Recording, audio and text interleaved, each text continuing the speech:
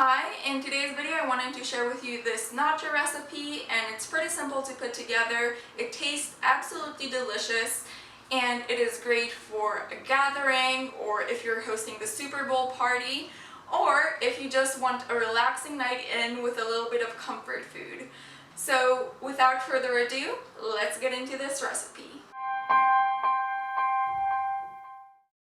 Let's start with getting all the toppings ready. First, we will prepare some refried beans.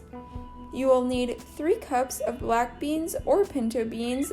I like to cook mine in a large batch from dry and freeze, and then when I need them, I defrost them by adding a little bit of boiling water on top, letting it sit for a few minutes, and draining the water. I have a full video on how I cook my legumes from dry that I will link up here as well as in the description below. For the refried beans, you will also need 1 large onion that you will peel and dice into medium cubes.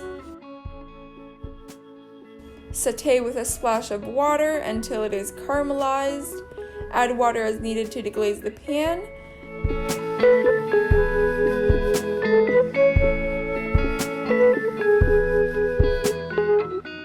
And then when the onion is ready, add it to the beans. You will also add in the spices to taste. I like to add about 1 teaspoon of cumin, 1 teaspoon of smoked paprika, 1 teaspoon of garlic powder, a pinch of chili flakes, half a teaspoon of black pepper, and 1 teaspoon of salt.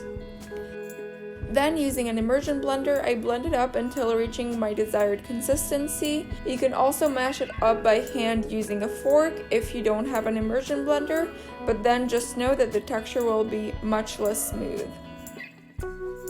Next, we will prepare a very basic guacamole. To begin, cut out open 1 avocado, and I got super lucky this day with an amazing avocado in a tiny pit. Next, you will scoop the avocado into a bowl after removing the pit, and add the juice of 1 lime or lemon, and add seasoning to taste. I like to add half a teaspoon of black pepper and half a teaspoon of salt. Sometimes I also add some chili flakes, it is up to you. Mush it up either using a fork, or again, I like to use an immersion blender for a smooth consistency.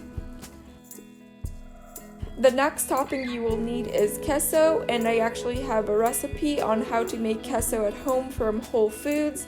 It is so simple and delicious. I will link the recipe up here as well as in the description below. You will also need some salsa. I like to use store-bought salsa, but of course you can make your own salsa at home if you would like.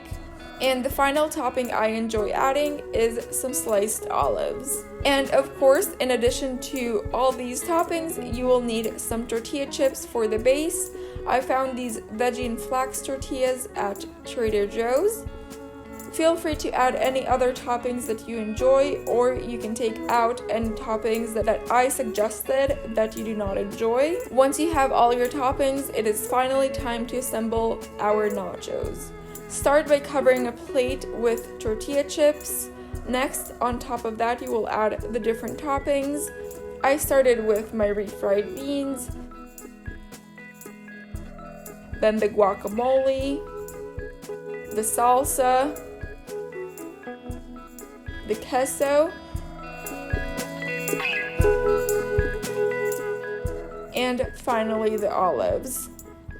Then it is time to dig in and enjoy. It is so delicious. That is all for today's video. If you enjoyed it, make sure to like it. It really makes my day and helps me out with the algorithm. Also, if you haven't already, make sure to subscribe down below to join the Living Life Simply community and never miss another video. Let me know in the comments below when you enjoy your nachos, and feel free to share this video with whoever you think might enjoy it.